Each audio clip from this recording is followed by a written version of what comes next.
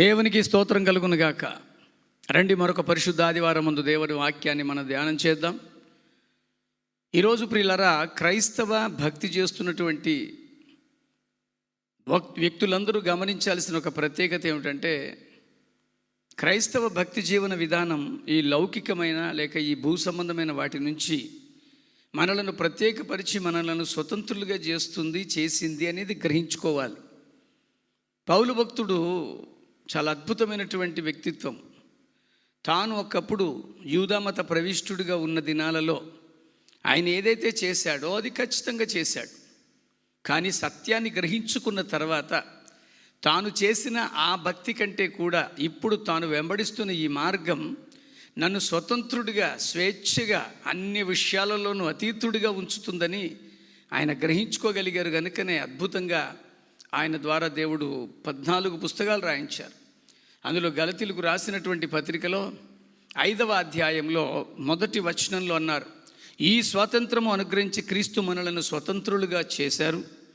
కాబట్టి మీరు స్థిరంగా నిలిచి మరలా దాసత్వము లేక దాస్యమనే కాడి కింద చిక్కుకొనకూడి అని ఉంది. ఒకప్పుడు నేను అలాగ చిక్కుకున్నాను. ఒకప్పుడు అలాంటి దాసత్వంలోనే నా బ్రతుకుండింది. కానీ ఇప్పుడు నన్ను ఏ విషయంలోనూ నేను దాసుడిని అవ్వక్కర్లా, ఏ విషయంలోనూ నేను ఇంకా దానికి లోబడిపోయి ఉండాల్సిన అవసరం లేదు. నాకు దేవుడు ఒక ప్రత్యేకమైన స్వతంత్రాన్ని ఇచ్చాడు. ఆ స్వతంత్రాన్ని బట్టి ఈరోజు నేను క్రీస్తు మార్గంలో ఉన్నానని చెప్పుకోవడానికి అతిశయపడుతున్నానంటారు. అందుకనే యేసు ఆ రోజుల్లో తన యొక్క సువార్త పరిచర్యలో అనేక మంది ఆయనను వెంబడించారు.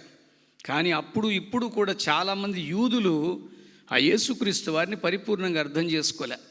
ఇప్పటికీ యేసయ్యను మెస్సయ్యగా అంగీకరించిన యూద ప్రజలు ఉన్నారు. కానీ ఆశ్చర్యం ఏంటంటే, ఆ దినాలలో యేసుక్రీస్తు వారు చేస్తున్న ఈ పరిచర్ను బట్టి, ఆయన బోధలను బట్టి పరమార్గానికి ఈయనే దారి అని గ్రహించుకొని కొంతమంది యూదులు నమ్మారు. ఆ యూదులు నమ్మినప్పుడు యేసుక్రీస్తు వారు వారిని ప్రత్యేకపరుస్తూ ఒక మాట చెప్పారు. యోహాను సువార్త 8వ అధ్యాయం 31లో, కాబట్టి యేసు తనను నమ్మిన యూదులతో, మీరు నా వాక్యమందు నిలిచిన వారైతే నిజముగా నాకు శిష్యులై ఉండి సత్యమును గ్రహించెదరు. అప్పుడు ఆ సత్యమే మిమ్ములను స్వతంత్రులుగా చేసేస్తుంది.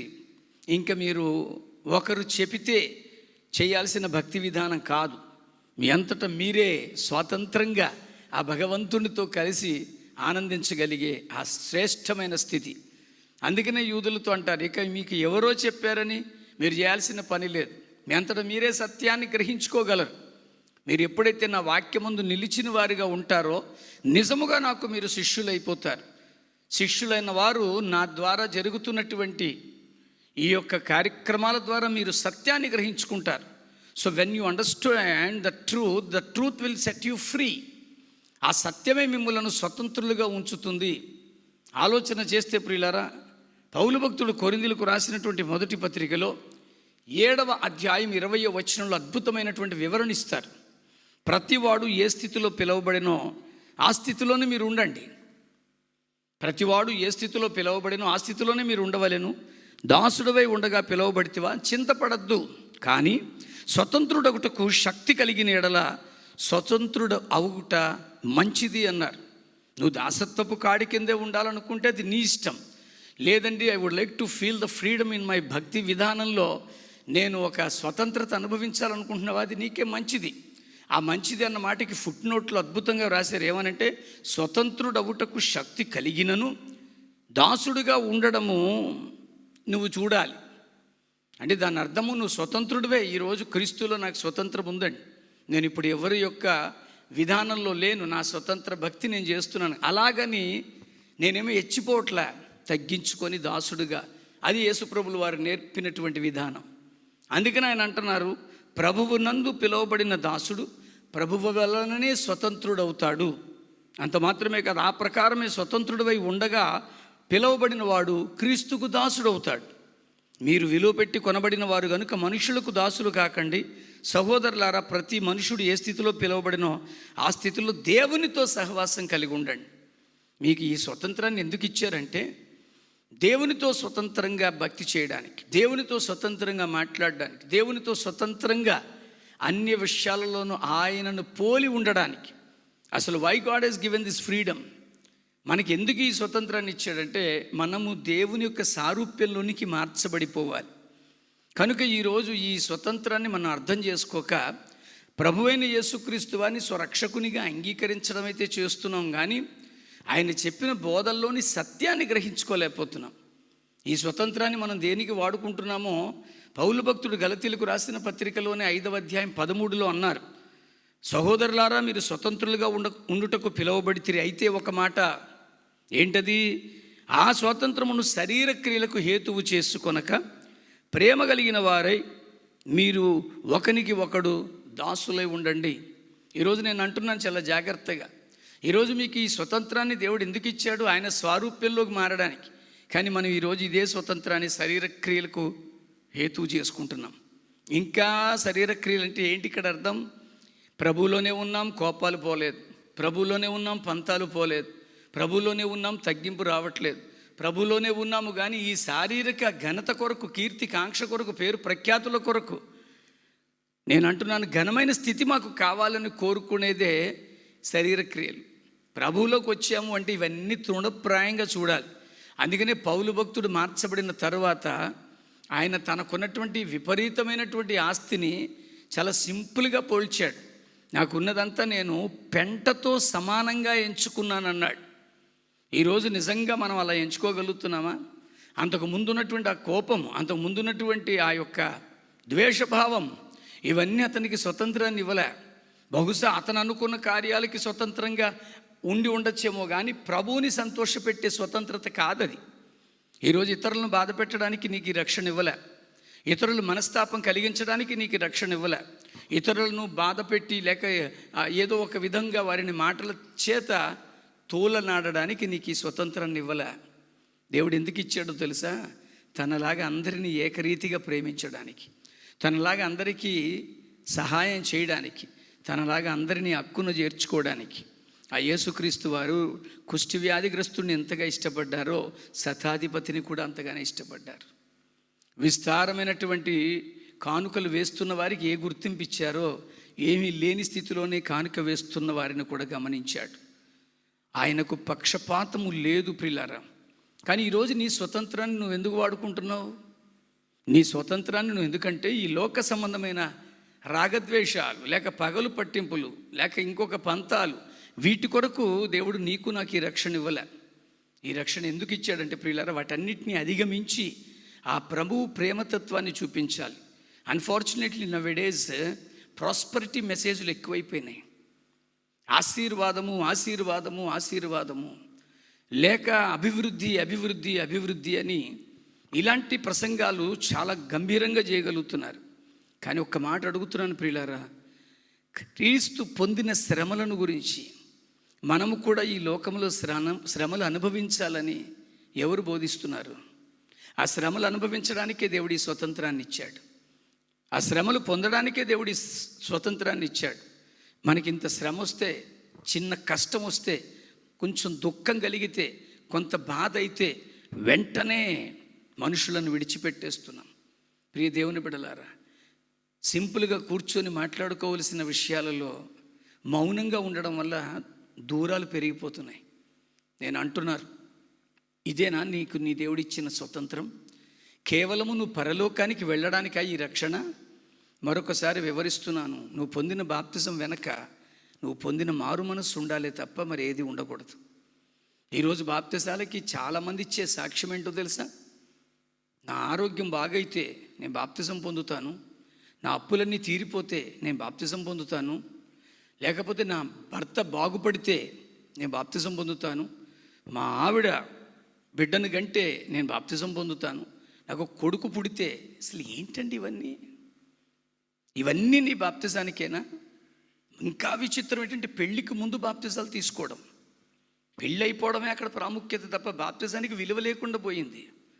వీళ్ళని అడిగామనుకోండి, మీరు బాప్తిజం తీసుకున్నారంటే నువ్వు తీసుకోలేదు సార్, నా పెళ్లి ముందు బాప్తిజం తీసుకున్నానండి. అసలు బాప్తిజం అనేది వీటి వేటికి కూడా లింకప్ లేదండి. బాప్తిజం కేవలం నీ యొక్క మారు మనస్సుకు. ఈరోజు మారు మనస్సు లేని బాప్తిజం కనుకే నీకు ఇవ్వబడిన నీ స్వతంత్రాన్ని నీ ఇష్టం వచ్చినట్టు శరీర క్రియలకు వాడుతున్నావు. అదే నీ బాప్తిజంలో నిజమైన మారు మనస్సు ఉంటే భౌతికపరమైన ఆలోచనలు నీ నుండి దూరంగా అవునుగాక. ఈ భూ సంబంధమైనటువంటి తలంపులు నీకు ఇక అక్కడికి పుట్టకుండునుగాక. అందుకే ప్రియులారా, పౌలు భక్తుడు తాను పడిన అనేక కష్టాలు, ఇరుకులు, అవమానాలు, ఇబ్బందులు, సొంత వారి వల్ల పొందినటువంటి భయంకర స్థితి, ఇవన్నీ ఎలా భరించగలిగాడండి? తాను పొందిన స్వతంత్రాన్ని బట్టి.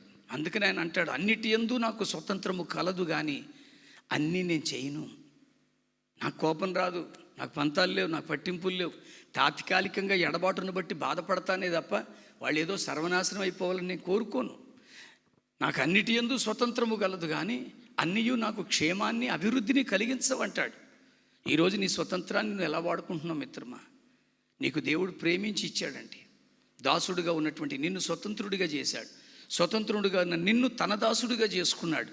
అలాంటి ఒక శ్రేష్టమైన క్రీస్తు తత్వము నీ స్వతంత్రాన్ని పాడు చేస్తుందా, లేక నీకు ఆశీర్వాదకరంగా ఉందా? ఆ క్రీస్తులో ఉన్నటువంటి మనము ఆ స్వతంత్రాన్ని ఇచ్చినందుకు క్రీస్తులాగా మనం ప్రేమించగలిగితే, క్రీస్తులాగా క్షమించగలిగితే, క్రీస్తులాగా ఓర్చుకోగలిగితే, క్రీస్తులాగా నిర్లక్ష్య పెట్టగలిగితే, అప్పుడు నిజమైనటువంటి స్వతంత్రాన్ని ఆత్మీయంగా మనం అనుభవించిన వారం అవుతాం. అలాంటి స్వతంత్రత మన ఆత్మీయ జీవితాలకి ఆ దేవుడు అనుగ్రహించునుగాక. అక్కడ అంటాడు ఆయన, మీరు స్వతంత్రులుగా ఉండడానికే దేవుడు మిమ్మల్ని చేశాడు కనుక మీరు స్థిరంగా నిలిచి ఉండండి. మరలా దాస్యమును కాడి కింద చిక్కుకోవద్దు. స్థిరత్వం లేకపోతే మనం చిక్కుపోతాం. ఖచ్చితంగా ఎలాగో అలాగా మనం దొరికిపోతాం. కానీ ఈరోజు నీ భక్తి జీవితంలో స్థిరత్వమును ఇచ్చేది ఏంటో తెలుసా? నువ్వు దేవుని ద్వారా పొందిన స్వతంత్రమే. ఈరోజు ఆయన నీకు స్వతంత్రత ఇచ్చాడు. ఆ స్వతంత్రతలో నువ్వు స్థిరంగా ఉన్నావా? కదిలిపోతున్నావు, అటు ఇటు ఊగిపోతున్నావు. చిన్న కష్టం వస్తే, బాధ వస్తే, దుఃఖం వస్తే, వేదన వస్తే, సమస్య వస్తే దేవుడికే ఆయన చూపించాల్సిన ఆయన నేను ఏ ప్రేమ అయితే నా పిల్లలు ఒకళ్ళొకళ్ళు కలిగి ఉండాలో ఆ ప్రేమ నుంచి వాళ్ళు దూరమైపోయారని ఆయన అనుకున్నప్పుడు ఎంత బాధపడతాడు. ఒకసారి ఆలోచన చేద్దాం. మనుషుల్ని నువ్వు సంతోషపెట్టక్కర్లేదు మిత్రమా. మనుషులు నీకు ఈ స్వతంత్రాన్ని ఇవ్వలేదు నాన్న. నీకు ఇచ్చింది ఎవరో తెలుసా? ఆయన. అందుకని ఆయన అంటాడు 5వ అధ్యాయములో గలతీయులకు రాసిన పత్రిక 5:14 వచనంలో ఒక మాట అన్నారు. ధర్మశాస్త్రం అంతయు నిన్ను వలె నీ పొరుగువానిని ప్రేమించు అని ఒక్క మాటలో సంపూర్ణమై ఉన్నది. అయితే మీరు ఒకరిని ఒకడు కరుచుకొని భక్షించిన ఎడల మీరు ఒకని వల్ల ఒకడు బొత్తిగా నశించిపోదురేమో చూసుకోండి.